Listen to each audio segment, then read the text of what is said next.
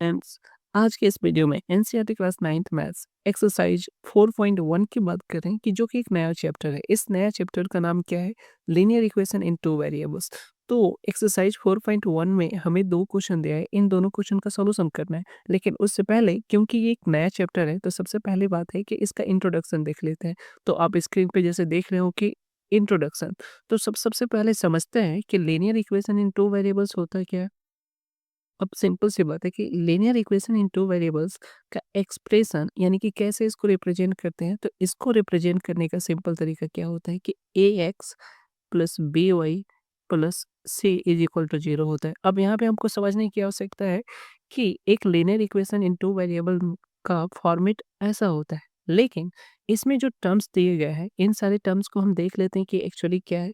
कि यहाँ पे जब हम वेरिएबल की बात करते हैं, तो वेरिएबल क्या है? वेरिएबल कहीं न कहीं एक्स है और वाई है।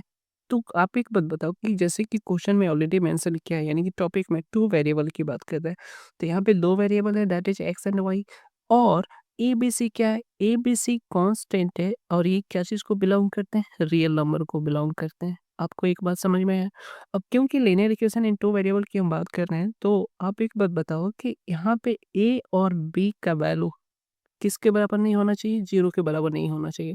कंसीडर कर लेते हैं कि अगर ए या बी दोनों में से किसी एक का या दोनों का वैल्यू 0 होता है, तो कहीं न कहीं एक्स एलिमिनेट हो जाएगा और वाई भी एलिमिनेट हो जाएगा। फॉर एग्ज़ाम्पल, अगर ए का वैल्यू 0 हो जाएगा, तो 0 multiply by X plus B Y plus C is equal to 0 हो जाएगा। तो 0 मल्टीप्लाई बाई एनीथिंग क्या हो जाएगा?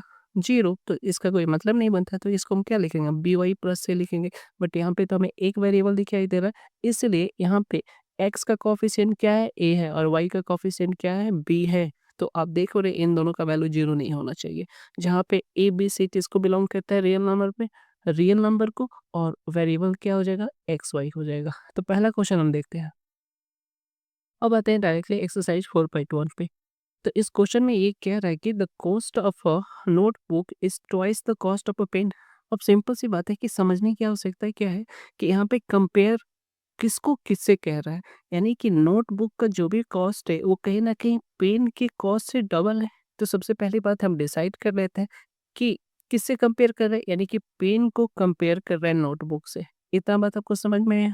जब नोटबुक को कंपेयर कर रहे हैं तो किसी एक को तो हमें लेट करके चलना पड़ेगा। अगर पेन को हम लेट, इसका को सीपी अगर एक्स कंसिडर करते हैं, इतना बात समझ में है।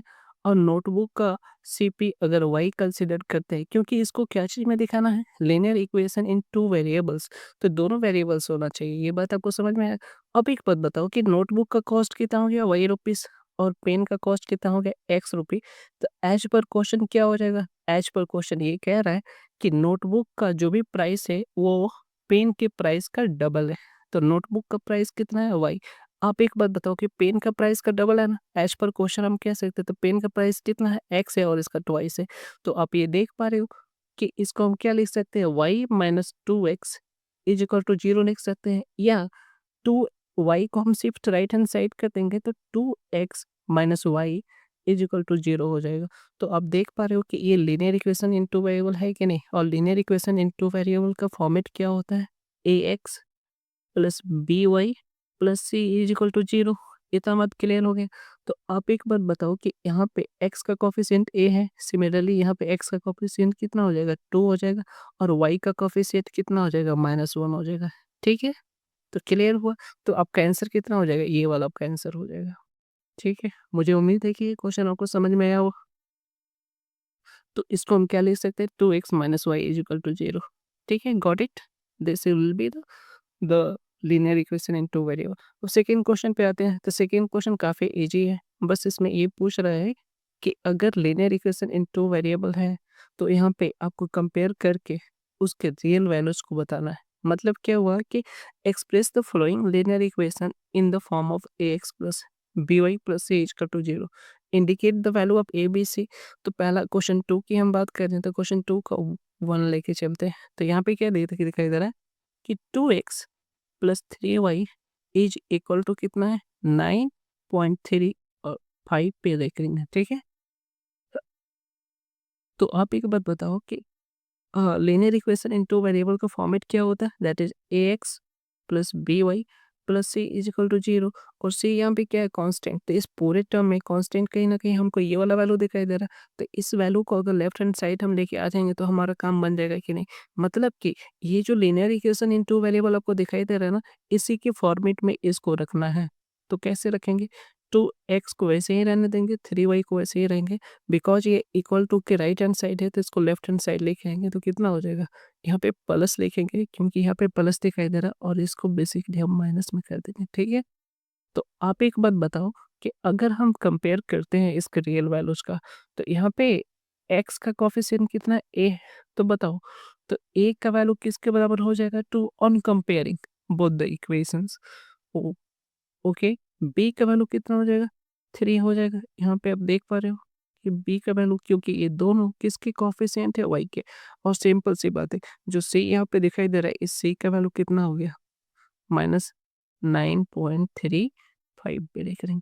तो मुझे उम्मीद है कि ये क्वेश्चन ज़्यादा डिफिकल्ट बिल्कुल भी डिफिकल्ट नहीं है और मुझे पता है कि आप सब बना देंगे, बट फिर भी मुझे, मेरा काम था कि इस वीडियो का पर्पस ही ये था कि मैं सारे क्वेश्चन को सॉल्व करते जाऊं, क्योंकि ऐसे कुछ बच्चे हो सकते हैं जिन्हें इनमें भी थोड़ा दिक्कत हो सकता है, उनके लिए हेल्पफुल हो। ठीक है, तो इस क्वेश्चन का पहला क्वेश्चन हमने सॉल्व कर दिया। अब किसी एक और क्वेश्चन को ले लेते हैं। ठीक है, चलो क्वेश्चन नंबर 2 को ले लेते हैं। तो क्वेश्चन 2 में क्या दिखाई दे रहा है, x minus y upon 5 minus 10 is equal to 0। आप एक बार बताओ कि इसको हमको क्या करना है, किसके रूप में लेके आना है। इसको बेसिकली हमें लाना है quadratic, sorry, linear equation in two variable, that is ax plus by plus c is equal to 0। तो आप एक बात बताओ कि अगर ये है तो कहीं ना कहीं हम कंपेयर करना पड़ता है। यहाँ पे प्लस दिखाई दे रहा है, यहाँ पे भी प्लस दिखाई दे रहा है, बट इस linear equation in two variable में यहाँ पे माइनस है, यहाँ पे माइनस है। तो पहले तो हम प्लस लेके आ जाते हैं, एक्स लिखेंगे, यहाँ पे प्लस, इसको 1/5 माइनस यहाँ पे, सॉरी, ओके। तो यहाँ पे हम ब्रैकेट देंगे और -1/5 इंटू वाई लिख सकते हैं कि नहीं, डेफिनेटली लिख सकते हैं। यहाँ पे प्लस दे के और यहाँ पे क्या -10 हम लिख सकते हैं इज इक्वल टू 0। तो आप एक बात बताओ कि जब इन दोनों को आप कंपेयर करोगे तो x का कोफिशिएंट कुछ नहीं है तो क्या है भाई, 1 है। तो यहाँ पे a का वैल्यू कितना हो जाएगा, 1 आफ्टर कंपेयरिंग। यहाँ पे y का कोफिशिएंट b है, तो यहाँ पे y का कोफिशिएंट क्या है, -1/5। देयरफॉर b इक्वल टू कितना हो जाएगा, -1/5 हो जाएगा। आप एक बात बताओ, यहाँ पे c का वैल्यू कितना है, तो -10 हो जाएगा। मुझे उम्मीद है ये क्वेश्चन भी आपको समझ में आया होगा। अब क्वेश्चन नंबर इसका लास्ट देख लेते हैं, क्वेश्चन 2 का, दैट इज 8। तो 8 में क्या कह रहा है कि फिर इसको भी हमको क्या करना है, वैसे ही ax plus by plus c के रूप में लेके आना है। तो 2x इज इक्वल टू कितना है, 5 है। तो आप एक बात बताओ कि अगर हमको इसके रूप में कन्वर्ट करना है, that is ax by plus c is equal to 0। तो आप एक बात बताओ कि यहाँ पे तो ये दिखाई दे रहा है बट इसमें y हमें दिखाई नहीं दे रहा। तो क्या इस इक्वेशन को 2x प्लस 0 इंटू वाई लिख सकते हैं कि नहीं, और 5 को लेफ्ट हैंड साइड लेके आएंगे तो क्या होगा, -5 इक्वल टू 0 हो जाएगा कि नहीं। तो आफ्टर ऑन कंपेयरिंग, जब आप कंपेयर करोगे तो x का कोफिशिएंट कितना है, 2। देयरफॉर हम ये कह सकते हैं a का वैल्यू 2 हो जाएगा, b का वैल्यू 0 हो जाएगा और c का वैल्यू कितना हो जाएगा, -5। मुझे उम्मीद है ये क्वेश्चन आपको समझ में आया होगा। तो इससे 4.1 कंप्लीट होता है। Thank you.